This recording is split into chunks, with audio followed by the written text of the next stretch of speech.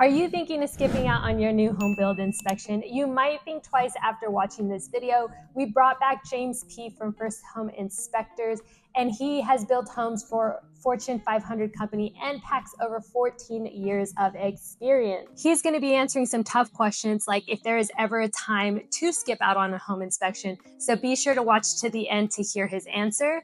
Let's get into it. So if you have currently or are looking into buying a new home build, today we are going to be discussing with James, our inspector, about why it is a good idea to have a inspection even on your newly built home. Yep.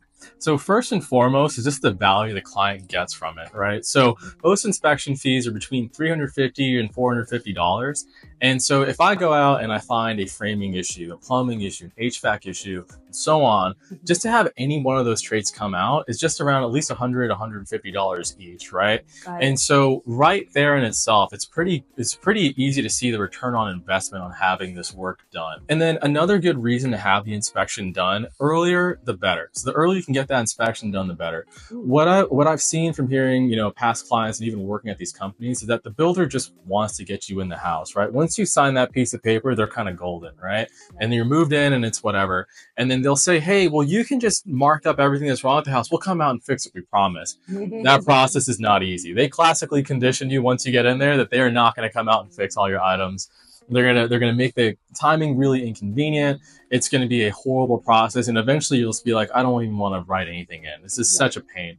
And so the earlier you can get that inspection done, certainly the better. A lot of people have that false thought process of, oh, it's newly built. There's nothing wrong with it. They just put it together. There could possibly be issues, right? Yeah, I think a funny way to think about it is like, think about any project you had in high school where you had to create a PowerPoint with a bunch of people, and then you just know that one guy always kind of crapped the bed, even though you told him, hey, put in the slide about electrical, they don't do it, or it gets saved wrong. And so throughout this process, a lot of problems that get introduced into this whole thing. If you think about it, it's literally a pile of dirt in the ground, and eventually stuff keeps getting added into it, and it's still dirty, it's a mess, and then eventually we have a home. And it's kind of like we're cleaning and refining this whole thing, but we never quite make it to perfect, and it'll never ever be perfect either.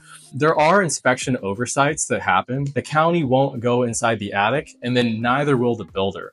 And so oftentimes that's where we're not going to see things get repaired, is in that area. Yeah. The builder also doesn't know about inspection requirements at all. And I can tell you that because I've worked there. They hear about the stuff, and to them it's all kind of like folklore, but they've never actually seen it. They don't know what to actually build and why we do certain things in a certain way. Over time, they learn, like that's for sure.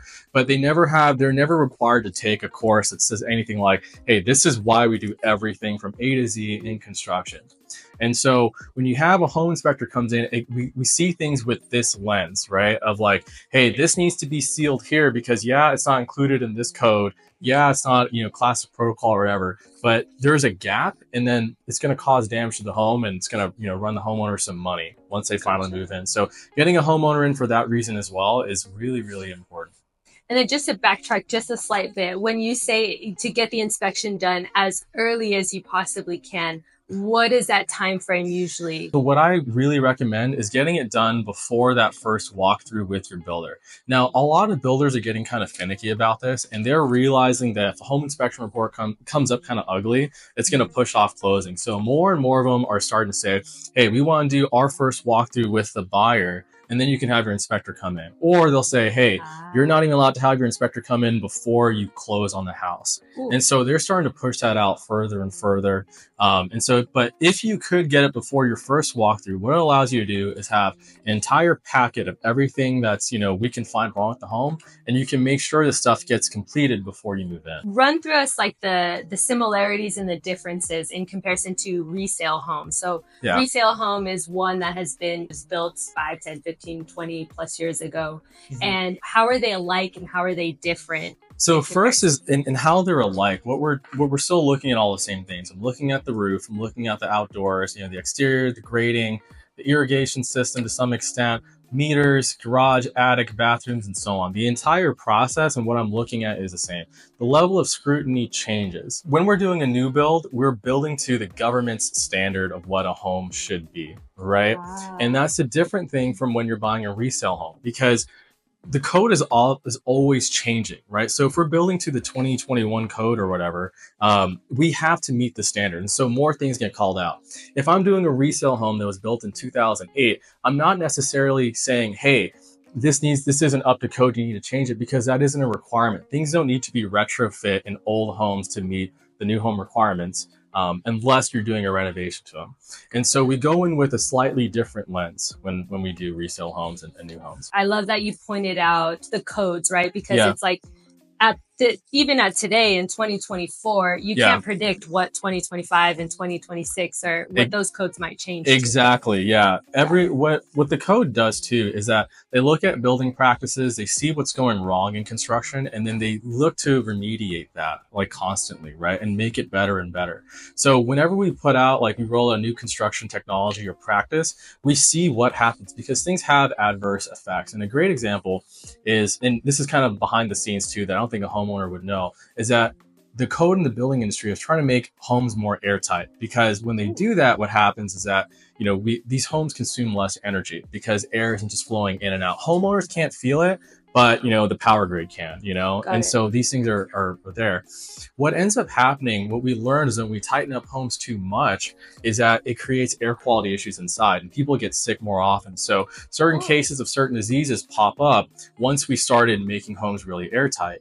And so now that that's in play, we realize that we need to ventilate the homes, and we add in that constant on fan that allows people to see in their laundry rooms. And the latest code in the most energy efficient neighborhoods will have supply side ventilation. It's complicated, so that you don't even have a fan anymore. It's just bringing in fresh air into your home. Wow. And so these things like evolve over time. And so to go into a home built in 2008, it doesn't even need to have that, because it's already leaky enough. It doesn't need that fan. But for a home now that's that tight, it does. And it does need these requirements. Is there ever a time where you would not recommend somebody getting an inspection? I try to think about it and think long and hard about it. And there really isn't a single circumstance where I don't think it's a good idea. Nice. I mean, with the average selling price out here, I think it's like $450,000 or something close to that.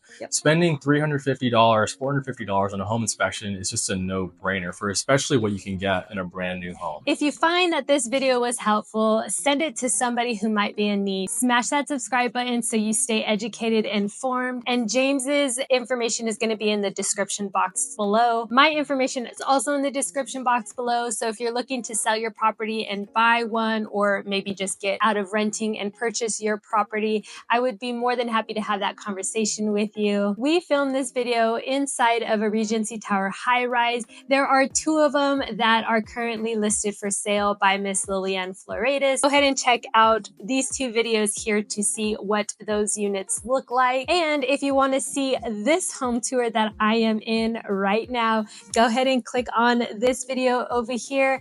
And to see a playlist of Paragon properties, since these are all Paragon creations, go ahead and check out this playlist here. My name is NashiraGamino, your Las Vegas realtor. Thanks for watching, and we'll see you on the next one.